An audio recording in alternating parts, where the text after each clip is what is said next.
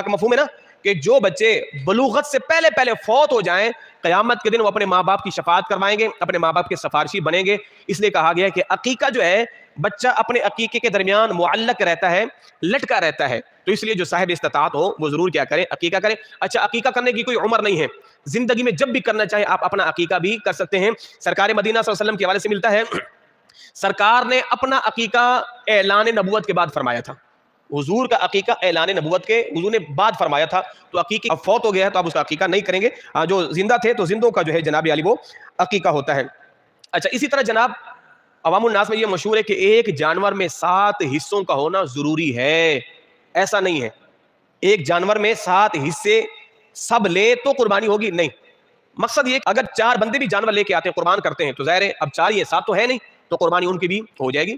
4 بندے ایک جانور لے کر آئے ہیں, لاکھ روپے کا ہے, جناب علی 25-25 ہزار تقسیم کر لیں اور گوشت کو 4 حصوں میں تقسیم کر لیں. 3 بندے لے کر آئے ہیں تو 3 بندے رقم کو بھی تقسیم کر لیں, گوشت کو بھی تقسیم کر لیں. تو یہ ضروری نہیں ہے کہ ایک جانور میں جب تک 7 افراد شریک نہیں ہوں گے تو قربانی نہیں ہوگی, ایسا نہیں ہے. بہتر یہ کہ آپ کیا کر لیں, جناب علی حصوں کو تقسیم کر لیں, تاکہ میں نے کہا جتنے زیادہ حصے ہوں گے اللہ جو ہے وہ سب کو اس کی جو ہے وہ جناب علی برکتیں عطا فرمائے گا. اچھا, عقیقے کا گوشت کیا کریں گے جناب, جس طرح قربانی کا گوشت ہے ویسے عقیقے کا گوشت ہے. قربانی کے گوشت کے 3 حصے کریں, اپنے لیے, غربا کے لیے اور اعزاء اقربا کے لیے. عقیقے کے گوشت کے بھی وہی حصے کریں. اور یہ بھی مشہور ہے کہ جناب عقیقے کا گوشت دادا دادی, نانا نانی, والدہ وغیرہ نہیں کھا سکتے, ایسا درست نہیں ہے. عقیقے کا گوشت سبھی کھا سکتے ہیں, ماں باپ, والدین, جیسے آپ کو بہتر ہو. علماء نے یہ لکھا ہے عقیقے کا گوشت پکا کر کھلانا افضل ہے.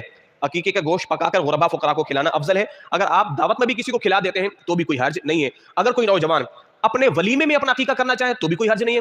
آپ اپنا جانور خرید کر لائے اپنی شادی کے ولیمے کے لیے, اسی میں آپ کا عقیقہ بھی ہو جائے گا, آپ کا ولیمہ بھی ہو جائے گا.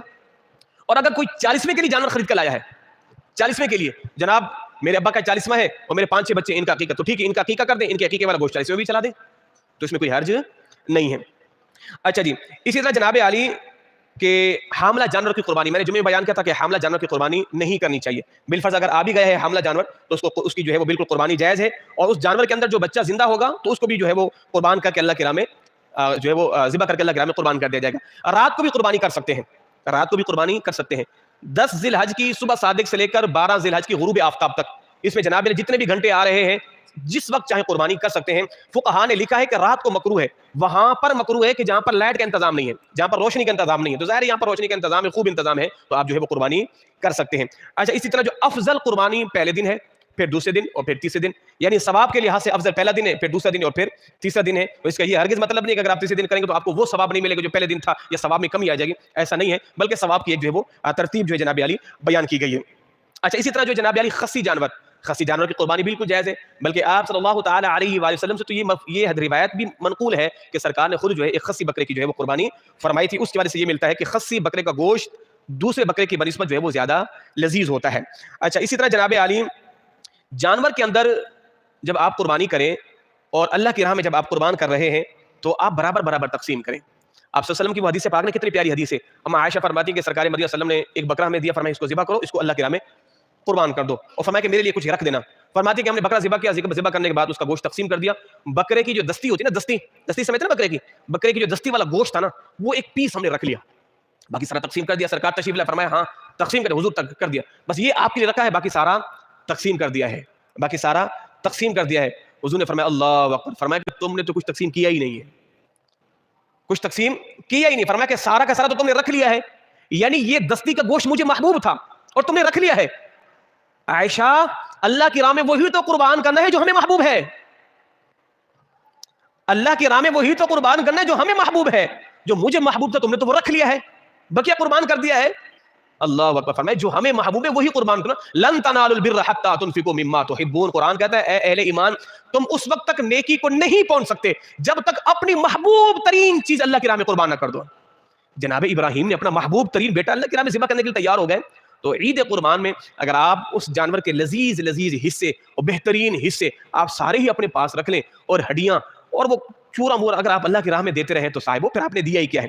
سارا لذیذ تو گوشت تو آپ نے خود ہی رکھ لیا ہے, باقی ہڈیوں کے ٹکڑے کر کے آپ غربا کو تقسیم کر رہے ہیں, یہ تو کوئی قربانی تو نہیں ہوئی. ہاں, برابر تقسیم کریں, اللہ کی راہ میں بھی دیں اور اپنے لیے بھی رکھیں. اور اگر آپ کی فیملی بڑی ہے, اگر آپ چاہیں تو سارا کا سارا گوشت اپنے پاس بھی رکھ سکتے ہیں, جبکہ آپ کے آپ کا کنبہ وسیع ہے. اگر آپ کا کنبہ وسیع نہیں ہے تو بہتر یہی ہے کہ آپ کیا کریں, اس کے 3 حصے کریں, ایک اپنے لیے اور ایک اعزاء اقربا کے لیے اور ایک غربا فقراء کے لیے. تو ان چیزوں کا آپ نے کیا کرنا ہے جناب یاری خصوصی خیال کرنا ہے. اور میں نے گزشتہ جمعے میں بیان کیا تھا کہ قربانی کی دعا آپ خود پڑھیں, ذبح بھی آپ خود کریں.